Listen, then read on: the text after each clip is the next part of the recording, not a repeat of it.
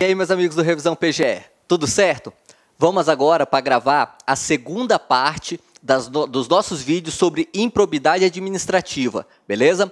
E agora nós vamos falar sobre as modalidades de improbidade. É basicamente artigos 9º, 10 e 11 da Lei de Improbidades. O artigo 10A, que é a novidade legislativa, eu vou deixar para fazer um vídeo próprio, porque ele tem algumas diferenças e é legal a gente fazer uma análise global dele. Então ele vai ficar num vídeo próprio, beleza? Hoje nós vamos analisar o que a gente pode chamar aí de as improbidades clássicas, que são desses 3 artigos. Vamos lá? Começando pelo conceito de improbidade, que a gente já viu no último vídeo. A gente pega emprestado do Dirley da Cunha Júnior, e ele vai falar que ato de improbidade administrativa é todo aquele que, à custa da administração pública e do interesse público, importa em enriquecimento ilícito, artigo 9º, prejuízo ao erário, artigo 10, e que atenta contra os princípios da administração, artigo 11.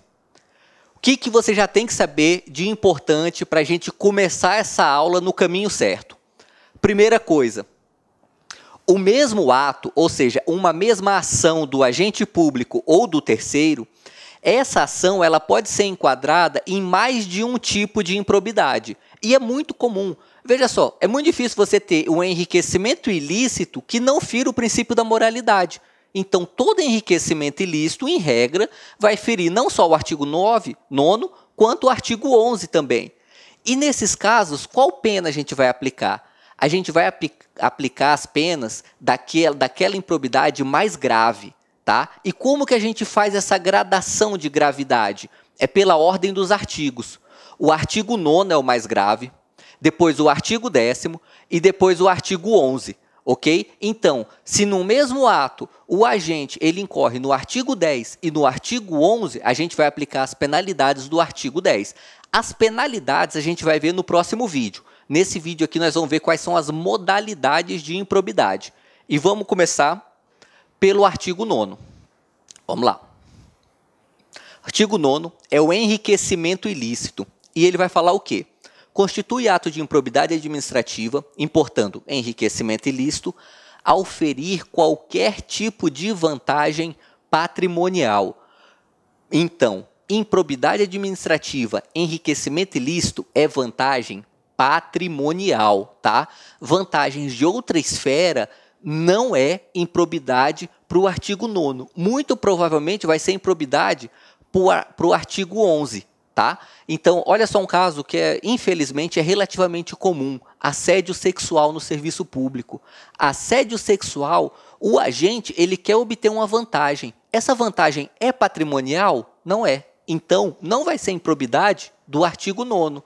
Mas, obviamente, fere princípios administrativos. De cara, já o princípio da moralidade. Então, é fácil deduzir que esse ato está enquadrado no artigo 11, mas como não é vantagem patrimonial, não é enriquecimento ilícito. Segunda coisa para a gente notar aqui, essa palavra notadamente, ela quer dizer que esse rol dos incisos do artigo 9º, ele é um rol exemplificativo, tá bom? O fato de não estar em um dos incisos não quer dizer que não é enriquecimento ilícito, porque esses incisos eles só exemplificam tipos de enriquecimento ilícito. Tá? Vamos já analisar agora uma jurisprudência aqui acerca do assunto. O RESP de 2016, que diz o seguinte, ainda que não haja dano ao erário, é possível ter improbidade por enriquecimento ilícito. Olha só. Mesmo que o agente público não tenha causado lesão nenhuma ao erário público, ao patrimônio público, se ele, com a sua ação, se enriqueceu de uma forma fora da lei, ilicitamente, está enquadrado no artigo 9º, tá? Não precisa causar lesão ao erário. Esse é o julgado de 2016. Os incisos do artigo 9º, nós não vamos analisar todos aqui, porque é uma leitura um tanto quanto maçante para se fazer num vídeo. Eu não vou perder o meu tempo e nem vou fazer você perder o seu. No material que tem disponibilizado, está todos os incisos. Vale uma leitura? Claro que vale a leitura, só não vale eu ficar lendo aqui no vídeo, tá bom? Então a gente vai analisar aqui só aqueles que a gente tem algum ponto importante para falar. E o inciso 6 é um desses. Olha só o que ele diz. É enriquecimento ilícito receber vantagem econômica de qualquer natureza, direta ou indireta, para fazer declaração falsa sobre medição ou avaliação em obras públicas ou qualquer outro serviço. Por que esse inciso é importante? Porque a fraude, a licitação, está enquadrada no artigo 10. Já a fraude ao contrato que é oriundo da licitação, esse está enquadrado no artigo 9º. E é isso que quer dizer aqui, quando faz uma medição ou avaliação fraudulenta da ordem pública, da obra pública, desculpa. Nesse caso é enriquecimento ilícito, tá bom? Para o artigo 10, nós vamos ter a própria fraude na licitação, já que no artigo 9º a gente tem a fraude na medição da obra pública que veio dessa licitação. Beleza? E mais, o inciso 7, esse é bem interessante, porque ele foge um pouco da regra dos demais incisos. Todos os demais incisos falam o seguinte, olha, é enriquecimento ilícito você receber, adquirir, usar bem público, fazer tudo isso fora da lei. No inciso 7, vai dizer o seguinte, adquirir para si ou para outrem bens de valor desproporcional à evolução do patrimônio ou à renda do agente público. Olha que interessante esse inciso. Ele não fala explicitamente que adquirir esses bens desproporcionais tem que vir de dinheiro público. Não precisa ser. O simples fato de você ser um agente público e, de repente, você adquire um apartamento no Leblon e uma fazenda no Mato Grosso, já cria sobre si uma suspeita de que você está enriquecendo ilicitamente. E a jurisprudência até faz uma distribuição do ônus da prova aqui. Fala o seguinte, olha, compete ao Ministério Público ou à Fazenda Pública que apresenta a ação de improbidade, compete a esse que apresenta a ação de improbidade, demonstrar que houve um enriquecimento desproporcional. Uma vez demonstrado esse enriquecimento, compete ao agente público demonstrar que esse enriquecimento não é ilícito, que ele é legal. Beleza? Então, atenção nesse inciso porque ele foge um pouco da regra dos demais. Vamos falar agora do artigo 10, que é o que fala do prejuízo ao erário. E ele tem uma característica já muito importante, que está aqui em vermelho, doloso ou culposo. Veja, o artigo 10 é o único dos tipos de improbidade que admite a modalidade culposa, tá? Para enriquecer ilicitamente e para ferir os princípios da administração, tem que ter dolo. Tem que ter um dolo, no mínimo um dolo genérico, uma vontade de enriquecer ilicitamente ou uma vontade de ferir os princípios da administração. Já para causar prejuízo ao erário, não. Basta culpa. Tanto que se você for ler os incisos, quando você for ler, você verá que lá tem alguns que falam que agir negligentemente causando tal resultado. Veja, essa negligência é uma das modalidades de culpa. Então, para o artigo 10, vale culpa, tá? Para você ficar bem ligado na sua prova de concurso, preste atenção no seguinte.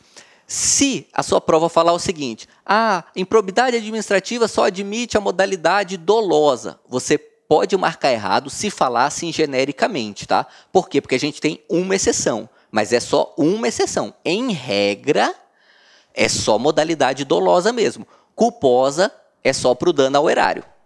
Tá bom? Vamos seguir. Uma jurisprudência, já para clarear um pouco um assunto.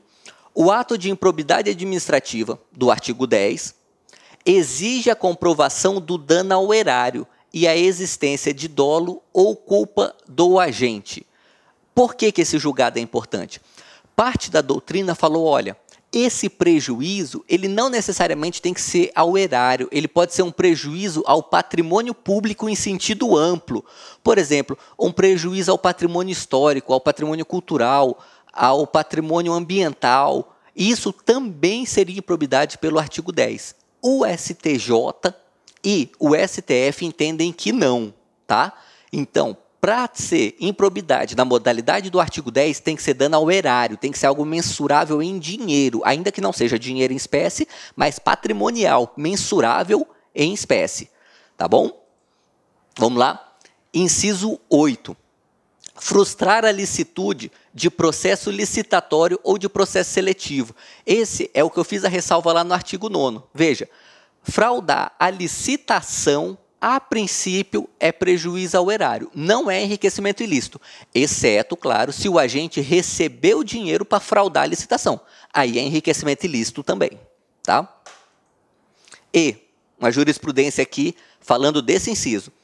Em casos de fracionamento de compras e contratações com o objetivo de dispensar ilegalmente o procedimento licitatório, o prejuízo ao erário é considerado presumido, ele é in re ipsa, ok? Então, olha só, em se tratando de licitação, se teve uma fraude na licitação, a gente já presume o prejuízo ao erário, tá?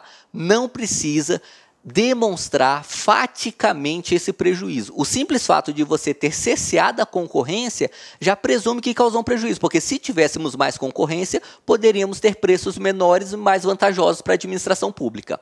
Tá certo? Seguindo, artigo 11, são os atos que atentam contra os princípios da administração. E aí ele vai falar, atenta contra os princípios da administração pública qualquer ação ou omissão, lembrando que todas as modalidades de improbidade admitem tanto o ato comissivo quanto o ato omissivo. Pode ser ação ou pode ser omissão, e é notadamente porque sempre rolos exemplificativos. Vamos lá, presta atenção aqui no inciso 5, que está em vermelho. Frustrar a licitude de concurso público. As bancas examinadoras gostam muito desse inciso. Por quê? Não sei, mas elas gostam, sabe? Fraudar concurso público fere os princípios da administração. Fraudar licitação é prejuízo ao erário, ok? Parecem situações análogas, mas a lei trata de forma diferente, então preste atenção. E seguindo aqui, o inciso 9. Deixar de cumprir a exigência de requisitos de acessibilidade previstos na legislação. Esse inciso ele é relativamente novo. Ele é da Lei de Acessibilidade dos Deficientes Públicos de 2015. Então, é bem legal você prestar bastante atenção nessas novidades legislativas, ok? Então, quando deixa de cumprir a exigência de requisitos de acessibilidade, é improbidade administrativa. Vamos ver agora alguns julgados aqui que trazem mais alguns casos exemplificando improbidades por ferir princípios da administração. Tortura de preso. Tortura de preso é improbidade. Decidiu o STJ em 2015. E outra, propaganda ou campanha publicitária que tem por objeto promover favorecimento pessoal. Também fere princípio administrativo STJ 2014. Galera, é isso aí. A nossa aula de modalidades de improbidade acaba aqui e a gente se vê na próxima segunda para a aula de sanções em improbidade administrativa. Valeu!